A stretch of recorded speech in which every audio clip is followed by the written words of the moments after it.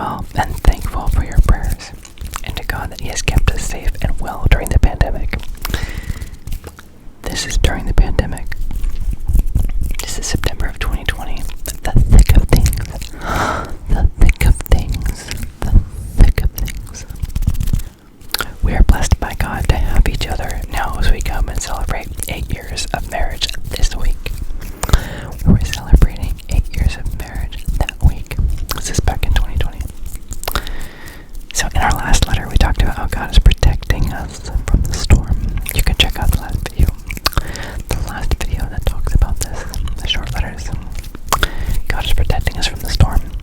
Last month, a very unusual dry thunderstorm sent well over 10,000 lightning bolts in California that started hundreds of fires. There was a thunderstorm that sent 10,000 lightning bolts in California and started hundreds of fires. Many people needed to evacuate, and some lost their homes. We caught one lightning bolt on camera. We have Nest cams. There's a Nest cam. It struck a home near us. After the storm, there was an earthquake and the air was filled with smoke for weeks. As the fires continued to burn, there was nothing we could have done to plan for this. However, God is faithful and continues to watch over us. God is faithful and continues to watch over us.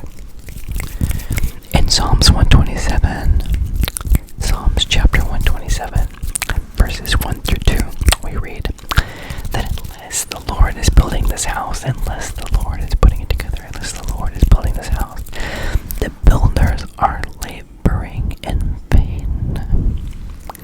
Unless the Lord is building it, the laborers are building it in vain.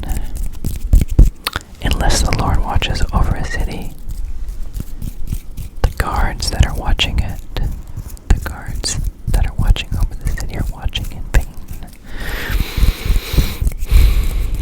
In vain you rise early and stay up late toiling for food to eat. It's in vain that you're doing these things, because He grants sleep to those He loves. God grants sleep to those He loves. The Lord has been watching over us. If the Lord wasn't watching over us, there's no amount of preparation we could do to hope to have to protect us during something as powerful as the storm and the fires that came up towards. Psalms chapter 46, verse 10. Psalms 46. Psalms chapter 46, verse 10. It says, "Be still." It's one of my favorite verses. "Be still and know that I am God." Well, what do you have to do? What do you have to do? What is it calling you to do? It's asking you to be still and know that He is God, not you. The weight of the world is not on your shoulders. It's on His. The weight of the world is not on your shoulders. It's on His. So sometimes the best thing that we can do is to not worry and to trust God to take care of us as He's promised to, no matter what. No matter what.